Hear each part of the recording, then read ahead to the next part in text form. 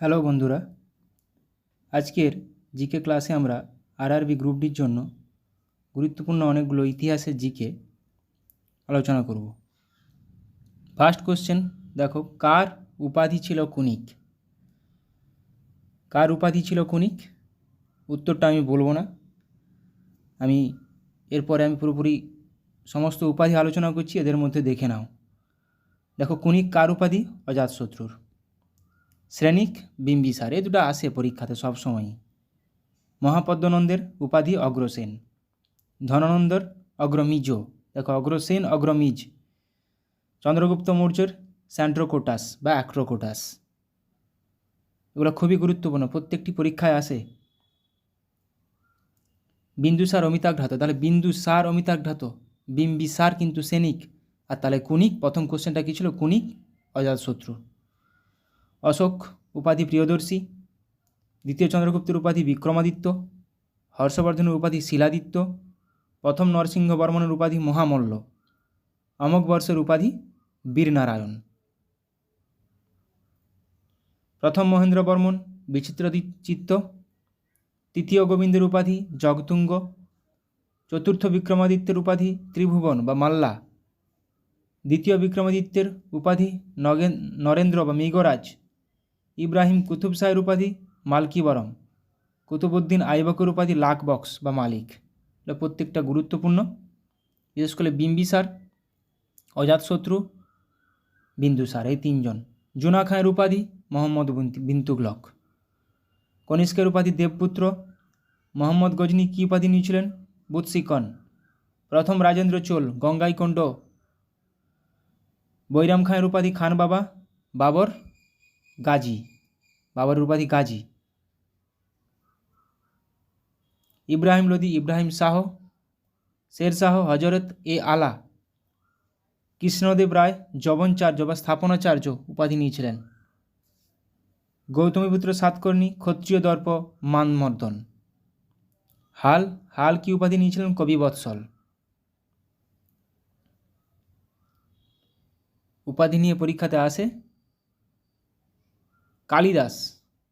কালিদাস কার সভাকবি ছিলেন?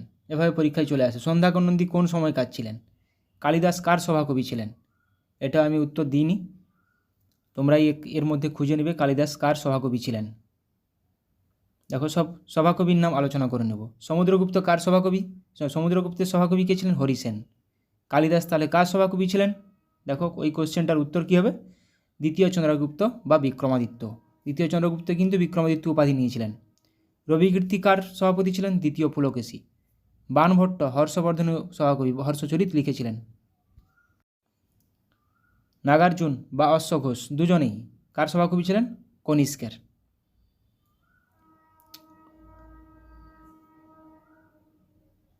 আবুল ফজল আকবরের সভাকবি ছিলেন। আমির খসরু আলাউদ্দিন খিলজির সভাকবি ছিলেন। এটা কিন্তু খুবই গুরুত্বপূর্ণ। আবুল ফজল আকবর, আমির খসরু, আলাউদ্দিন খিলজি, গুরুত্বপূর্ণ। আলবেরুনি মোহাম্মদ গজনির সভাকবি ছিলেন। জয়দেব লক্ষণ সেনের সভাকবি ছিলেন। ভবভূতি যশবর্ধনের সভাপতি ছিলেন। সোমদেব দ্বিতীয় পৃথ্বীরাজের সভাপতি ছিলেন। তাই লক্ষণ সেন, জয়দেব, মোহাম্মদ গজনি, আলবেরুনি, আকবর, আবুল ফজল, আলাউদ্দিন খলজির আমির খসরু। লক্ষণ সেনের সভাকবি ধৈ। লক্ষণ সেনের সভাকবি হলায়ুধৈ লক্ষণ সেন।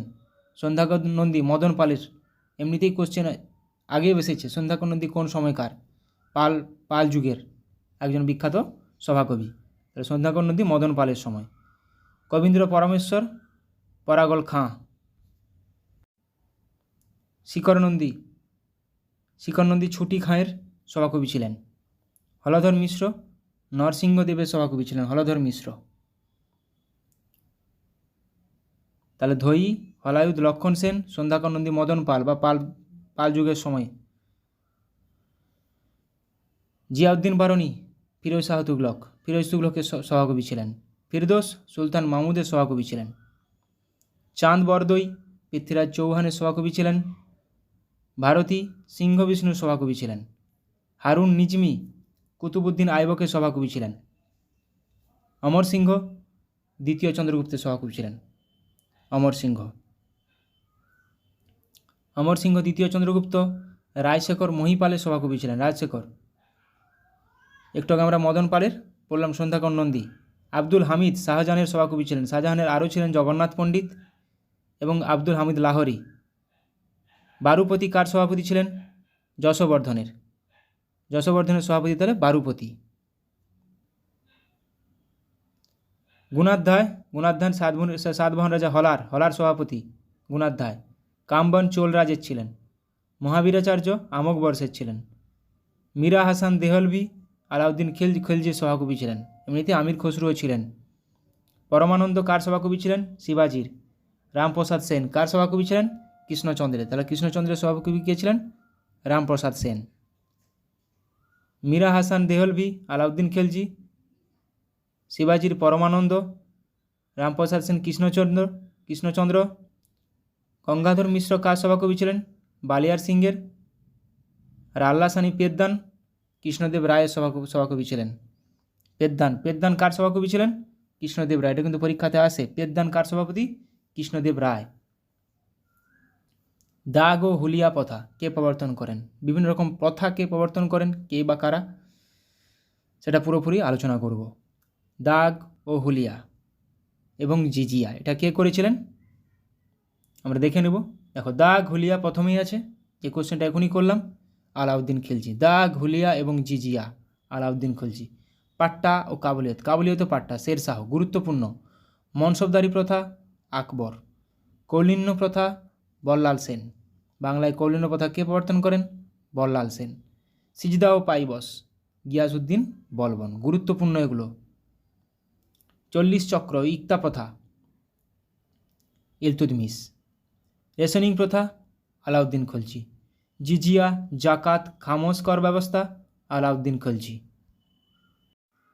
তাহলে একটু আগে করলাম দাগ হুলিয়া জিজিয়া, জাকাত, খামোশ আলাউদ্দিন খলজি। সেনাদের নগদ বেতন আলাউদ্দিন খলজি। ডাক ব্যবস্থা শেরশাহ। ঋণদান প্রথা ফিরোজ শাহ তুগলক। চৌথ স্বদেশমুখী কর শিবাজি। এটা গুরুত্বপূর্ণ।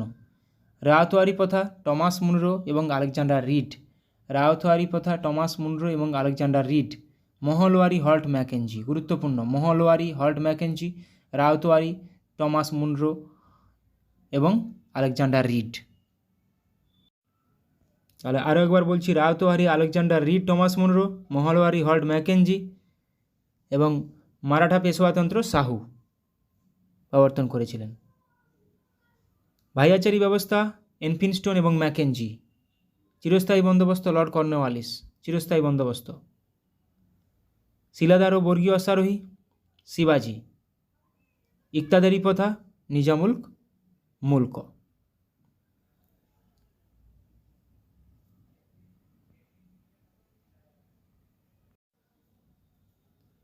আচ্ছা, ঘরঘরার যুদ্ধ কত সালে এবং কাদের মধ্যে হয়েছিল? ঘরঘরার যুদ্ধ কত সালে এবং কাদের মধ্যে হয়েছিল? বিভিন্ন যুদ্ধ এবং কাদের মধ্যে হয়েছিল এবং কে জয়ী হয়েছিল, এগুলো একটু আলোচনা করে নেব।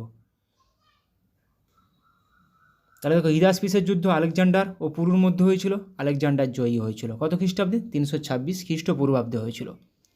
কলিঙ্গ যুদ্ধ 261 খ্রিস্টপূর্বাব্দে হয়েছিল। অশোক ও কলিঙ্গ রাজের মধ্যে হয়েছিল, যেখানে অশোক জয়ী হয়েছিল। তরাইনের প্রথম যুদ্ধ 1191 খ্রিস্টাব্দে হয়েছিল। কার কার মধ্যে? পৃথ্বীরাজ চৌহান এবং মোহাম্মদ ঘোরি, যেখানে পৃথ্বীরাজ চৌহান জয়ী হয়েছিলেন।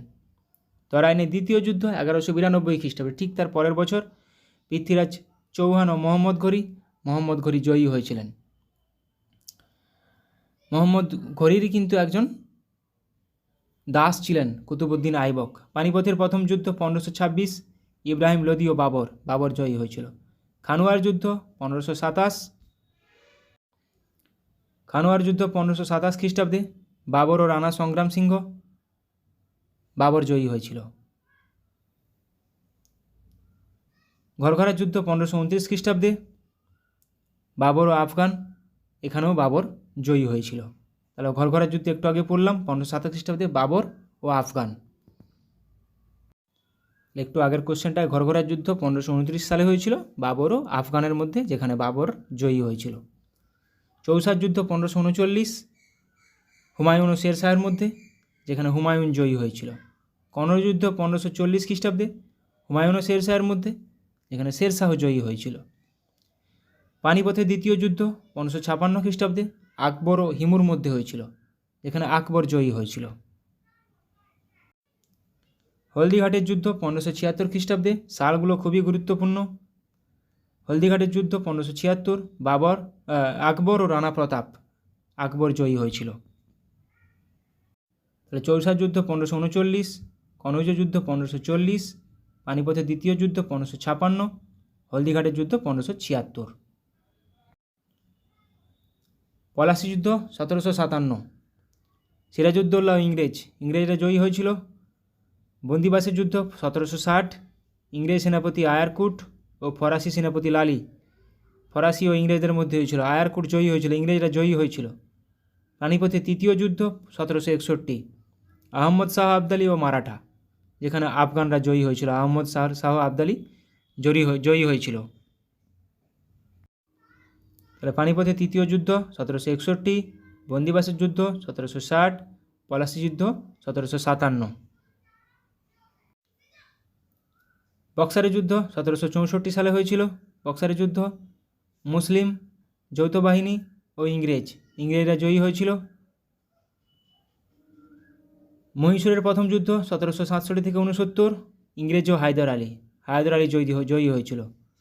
মহীশূরের দ্বিতীয় যুদ্ধ 1780 থেকে 84, ইংরেজ ও হায়দার আলী, ইংরেজরা জয়ী হয়েছিল। মহীশূরের চতুর্থ যুদ্ধ 1799 খ্রিস্টাব্দে হয়েছিল, ইংরেজ ও টিপু সুলতান, ইংরেজরা জয়ী হয়েছিল। ও আটাল্লু যুদ্ধ 1815 খ্রিস্টাব্দে, গুরুত্বপূর্ণ, ইংরেজ ও নেপোলিয়ান, ইংরেজরা জয়ী হয়েছিল। প্রথম ইঙ্গো শিখ যুদ্ধ 1845 সালে, ইংরেজ ও শিখ, ইংরেজরা জয়ী হয়েছিল।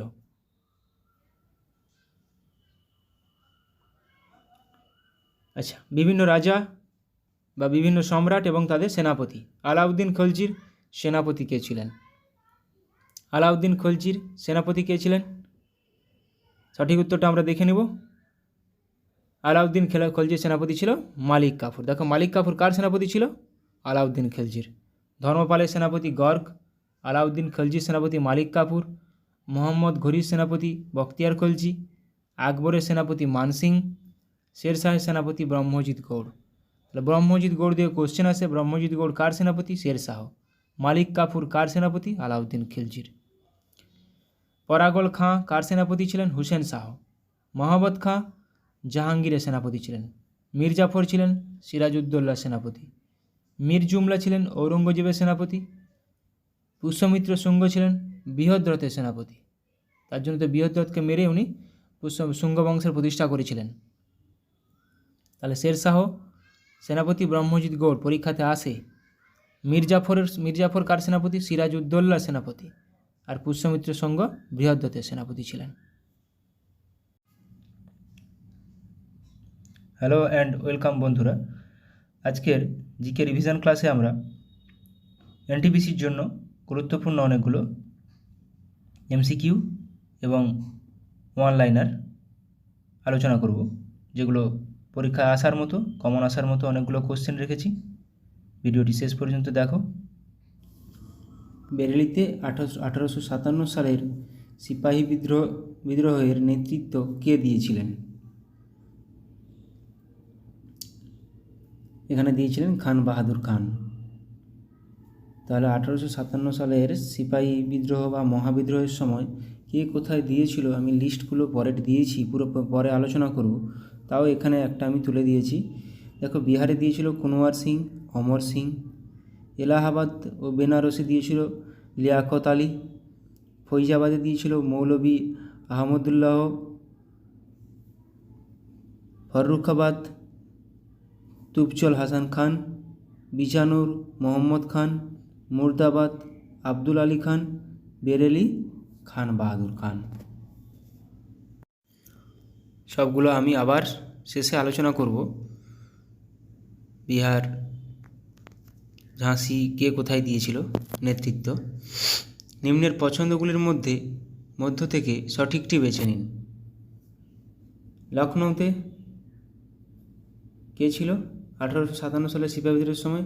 General Havelock. তাহলে এখানে ভুল আছে, ঝাঁসিতে হুগো রুজ ছিল না। তাহলে এখানে ঝাঁসিতে হুগো রোজ ছিলেন না, এটি ভুল আছে। ডালহৌসির সত্যবিলোপ নীতির মাধ্যমে ঝাঁসি কত সালে ব্রিটিশ সাম্রাজ্যভুক্ত হয়?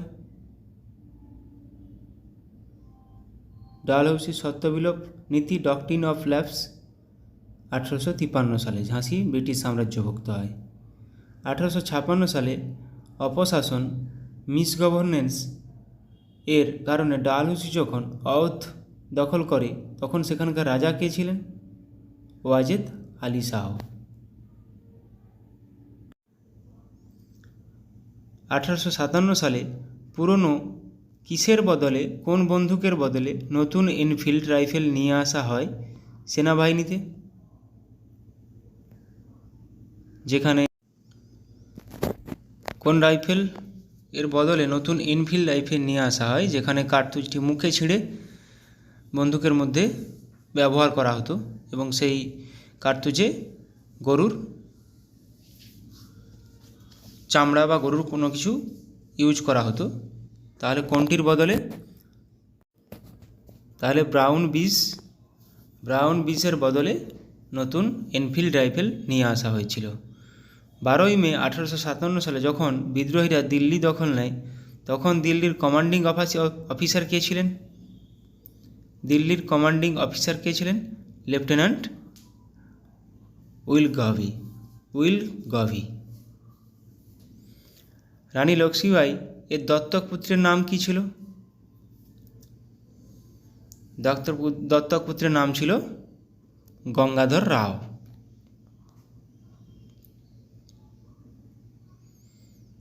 The Indian war of independence বইটি বিডি সাভারকর দামোদর বিনায়ক সাভারকরের লেখা কত সালে প্রথম প্রকাশিত হয়েছিল? The Indian war of independence এটি বিনায়ক দামোদর সাভারকরের লেখা, এটি 1909 সালে প্রথম প্রকাশিত হয়েছিল। তাঁতিয়া টোপির প্রকৃত নাম কি ছিল? তাঁতিয়া টোপির প্রকৃত নাম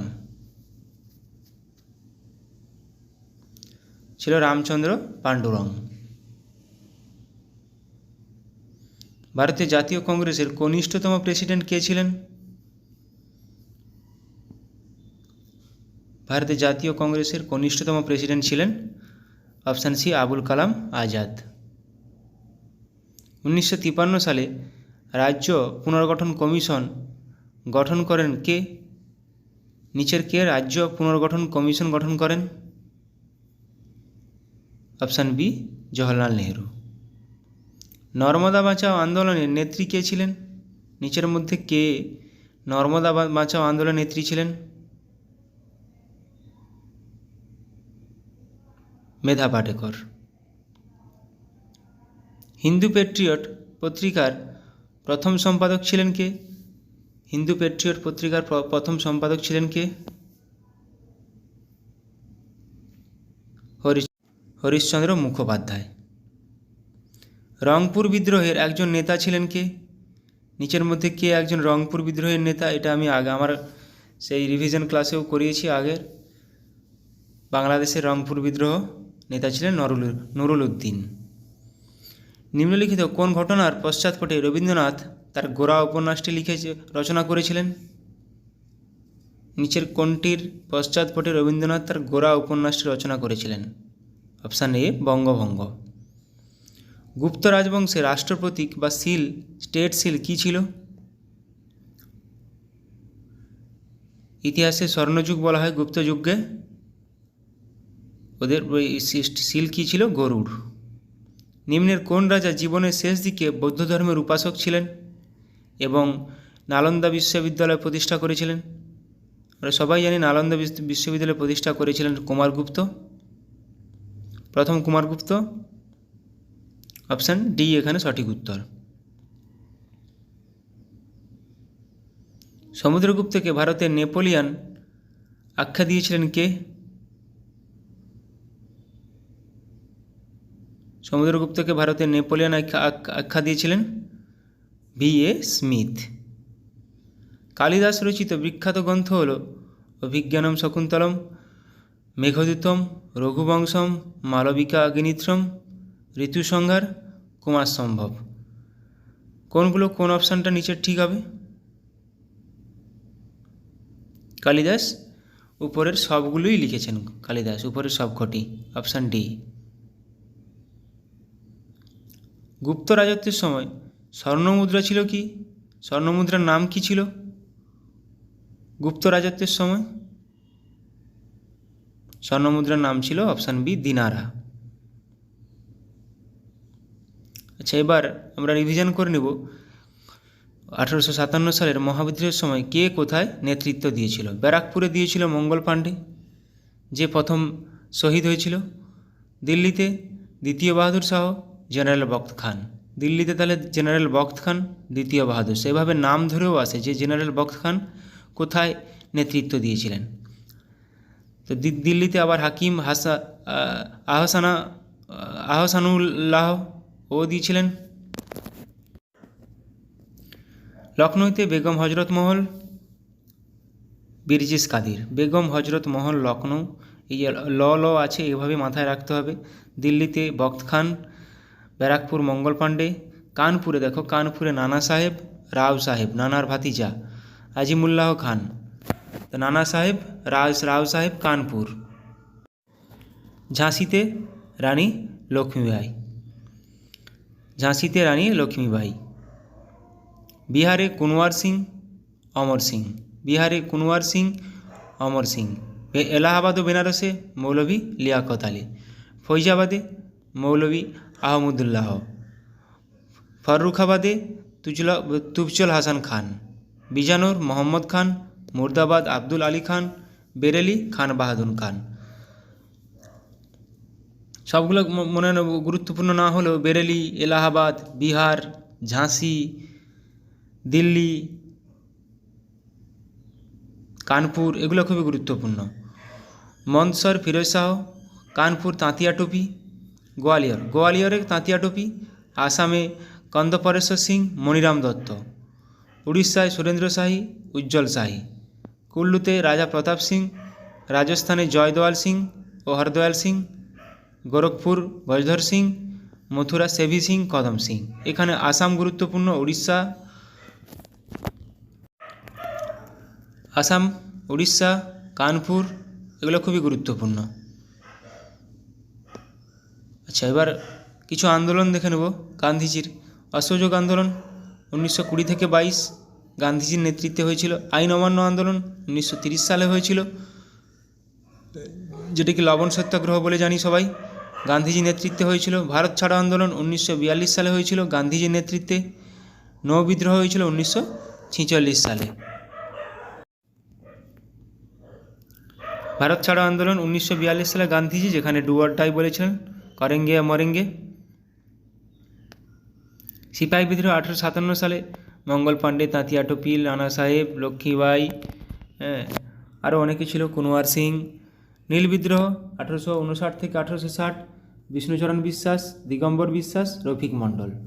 হোম রুল আন্দোলন 1916 থেকে 1917, অ্যানি বেসান্ত, বাল গঙ্গাধর তিলক নেতৃত্ব দিয়েছিলেন।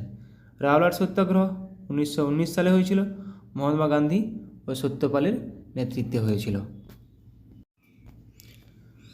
রংপুর বিদ্রোহ 1783 খ্রিস্টাব্দে হয়েছিল বাংলাদেশে, নুরুল উদ্দিন নেতৃত্ব দিয়েছিলেন। এই কোশ্চেনটা একটু আগে করলাম। পাইক বিদ্রোহ 1817 থেকে 1818, বিদ্যাধর মহাপাত্র এখানে নেতৃত্ব দিয়েছিলেন।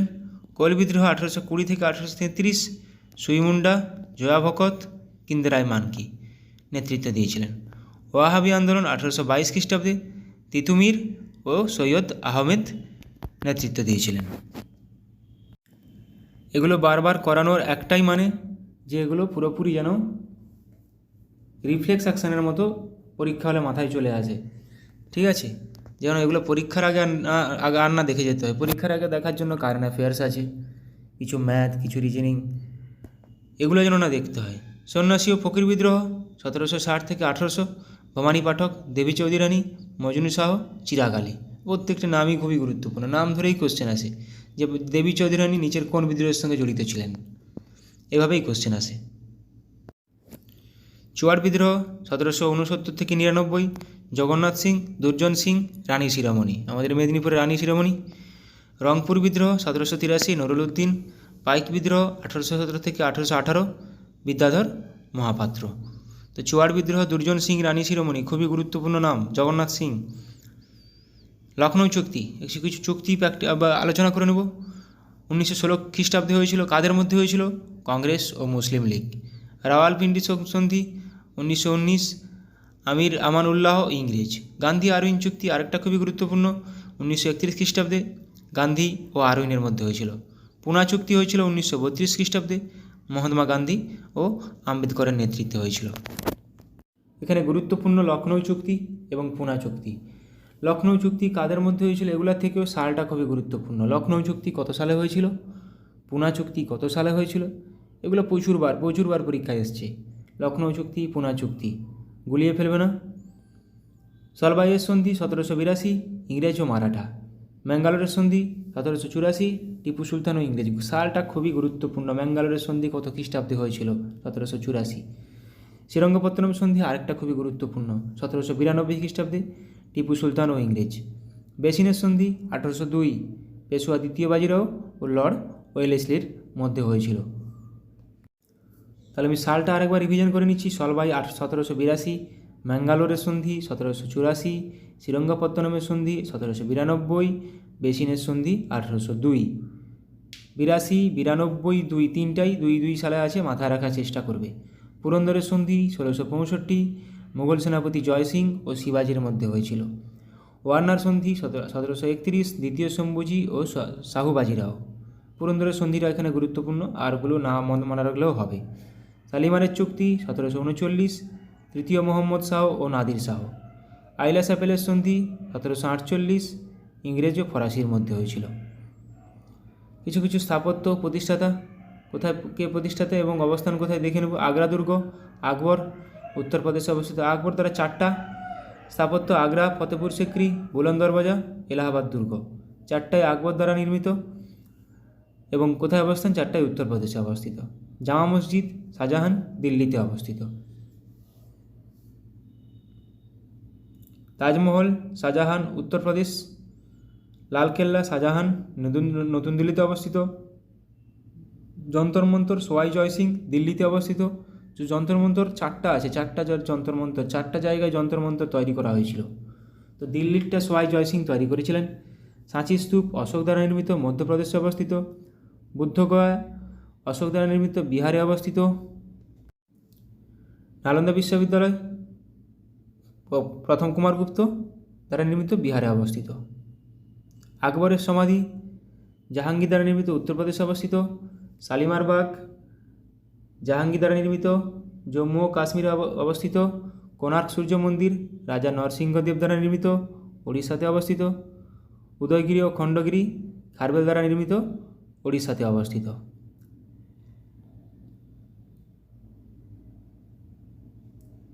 অজন্তা গুহা গুপ্ত শাসকগণ দ্বারা নির্মিত, মহারাষ্ট্রে অবস্থিত। বিবিকা মকবরা ঔরঙ্গজেব দ্বারা নির্মিত, মহারাষ্ট্রে অবস্থিত। চার মিনার ওয়ালি কুতুব শাহ দ্বারা নির্মিত, হায়দ্রাবাদে অবস্থিত। কুতুব মিনার কুতুবউদ্দিন আইবক দ্বারা নির্মিত, নতুন দিল্লিতে অবস্থিত। ইন্ডিয়া গেট ইংরেজ দ্বারা নির্মিত, নতুন দিল্লিতে অবস্থিত। কুতুব মিনার শেষ করেছিলেন ইলতুৎমিশ। কৌলিন্য প্রথা, বিভিন্ন প্রথা। কৌলিন্য প্রথা কার দ্বারা প্রচলিত? বল্লাল সেন। পাট্টা ও কবুলিয়ত শের শাহ প্রবর্তন করেন। দাগ হুলিয়া জিজিয়া আলাউদ্দিন খলজি। 40 চক্র ইকতা ইলতুৎমিশ। 40 চক্র ইকতা ইলতুৎমিশ। রেশনিং প্রথা আলাউদ্দিন খলজি। এই ইকতা প্রথাই বিলুপ করেছিল বলবন, আবার গিয়াসউদ্দিন বলবন। জিজিয়া জাকাত খামাস কর ব্যবস্থা আলাউদ্দিন খিলজি। দাগ হুলিয়া জিজিয়া জাকাত খামাস আলাউদ্দিন খিলজি। সেনাদের নগদ বেতন আলাউদ্দিন খিলজি। ডাক ব্যবস্থা শের শাহ। ঋণদান প্রথা ফিরোজ শাহ তুগলক। ভাইয়াচারি ব্যবস্থা এলফিনস্টোন ও ম্যাকেঞ্জির। ভাইয়াচারি ব্যবস্থা এলফিনস্টোন ও ম্যাকেঞ্জির। রায়তওয়ারি প্রথা আলেকজান্ডার রিড ও টমাস মুনরো। মারাঠা পেশোয়াতন্ত্র শাহু দ্বারা প্রবর্তিত। চিরস্থায়ী বন্দোবস্ত কর্নওয়ালিস, লর্ড কর্নওয়ালিস, প্রচুরবার পরীক্ষায় এসেছে। শিলাদার ও বর্গীয় অশ্বারোহী শিবাজি দ্বারা প্রবর্তিত।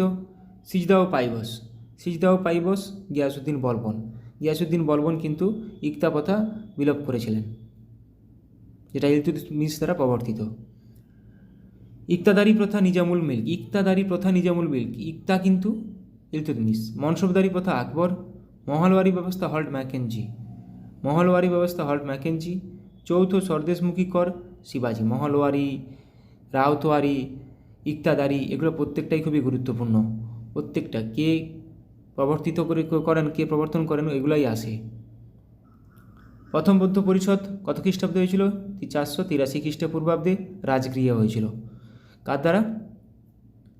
অজাতশত্রুর দ্বারা, অজাতশত্রুর রাজত্বে। দ্বিতীয় বৌদ্ধ পরিষদ 383 খ্রিস্টপূর্বাব্দে বৈশালীতে হয়েছিল কালাশোক। তৃতীয় 250 খ্রিস্টাব্দের পাটলিপুত্র অশোক। চতুর্থ বৌদ্ধ পরিষদ 72 খ্রিস্টাব্দে কুণ্ডলবন, এটা কনিষ্ক দ্বারা হয়েছিল। অর্থশাস্ত্র কে রচনা করেন? কৌটিল্য। কামসূত্র বাদশাহন, মুদ্রা রাক্ষস বিশাখ দত্ত, মিচ্ছকটিকম শূদ্রক দ্বারা রচিত, পবনদূত ধৈ দ্বারা রচিত। প্রত্যেকটা খুবই গুরুত্বপূর্ণ, প্রত্যেকটা আমি আমার ক্লাসগুলোতে প্রায় রাখার চেষ্টা করি, যাতে করে এগুলো আর না পরীক্ষার সময় না দেখতে হয়। পরীক্ষার সময় এগুলো দেখবে না, কারেন্ট অ্যাফেয়ার্স দেখবে তখন। দানসাগর বল্লাল সেন, অদ্ভুত সাগর বল্লাল সেন দ্বারা রচিত, কিন্তু বল্লাল চরিত আনন্দ ভট্ট। কথাসরিত সাগর সোমদেব। অভিজ্ঞান শকুন্তলম কালিদাসরা রচিত। মেঘদূতম কালিদাস রচিত। আরও পড়লাম আমরা একটু আগে কালিদাসের 6টা। তাহলে এখানে দান সাগর, অদ্ভুত সাগর অনেকবার এসেছে, বল্লাল সেন দ্বারা রচিত। অষ্টাধ্যায়ী পাণিনি, অষ্টাধ্যায়ী পাণিনি। রামচরিত সন্ধ্যাকর নন্দী, আবার রামচরিত মানস তুলসীদাস। রামচরিত সন্ধ্যাকর নন্দী, রামচরিত মানস তুলসীদাস। বুদ্ধচরিত অশ্বঘোষ। অমরকোষ অমর সিংহ দ্বারা রচিত। অমরকোষ অমর সিংহ দ্বারা রচিত। বুদ্ধচরিত, রামচরিত, রামচরিত মানস, অষ্টাধ্যায়ী প্রত্যেকটি খুবই গুরুত্বপূর্ণ। পঞ্চসিদ্ধান্তিকা বরাহমিহির। 10 কুমার চরিত দণ্ডিন দ্বারা রচিত। 10 কুমার চরিত দণ্ডিন দ্বারা রচিত। বৃহৎ কথা গুণাঢ্য দ্বারা রচিত। স্বপ্ন বাসবদত্তা ভাস দ্বারা রচিত। স্বপ্ন বাসবদত্তা ভাস দ্বারা রচিত। কিরাতাজুর্নিয়ম ভারবী দ্বারা রচিত। ভারবী। এখানে বৃহৎ কথা গুণাঢ্য, 10 কুমার চরিত দণ্ডিন, পঞ্চসিদ্ধান্তিকা বরাহমিহির, এটা খুবই গুরুত্বপূর্ণ। কলকাতা মাদ্রাসা কে প্রতিষ্ঠা করেন? Warren Hastings. কত খ্রিস্টাব্দে? 1781 খ্রিস্টাব্দে। এশিয়াটিক সোসাইটি উইলিয়াম জোন্স 1784 খ্রিস্টাব্দে। সালটা খুবই গুরুত্বপূর্ণ এখানে। বেনারস সংস্কৃত কলেজ জোনাথন ডানকান 1792 সালে প্রতিষ্ঠিত। শ্রীরামপুর মিশন উইলিয়াম ক্যারি 1800 সালে। নামগুলো কিন্তু খুবই গুরুত্বপূর্ণ, কোনটির সঙ্গে যুক্ত।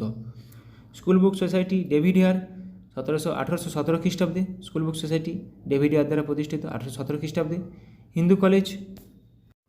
হিন্দু কলেজ ডেভিড হেয়ার দ্বারা প্রতিষ্ঠিত 1817 খ্রিস্টাব্দে। সালটা এতটাই গুরুত্বপূর্ণ যে হিন্দু কলেজ কত সালে প্রতিষ্ঠিত বহুবার পরীক্ষায় হয়ে এসেছে, বহুবার।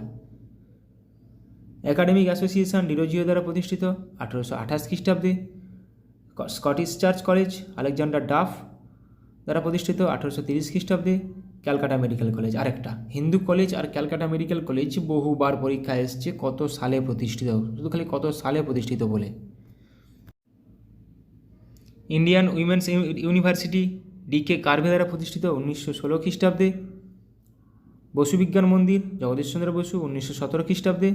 বিশ্বভারতী রবীন্দ্রনাথ ঠাকুর 1921 খ্রিস্টাব্দে। Thank you.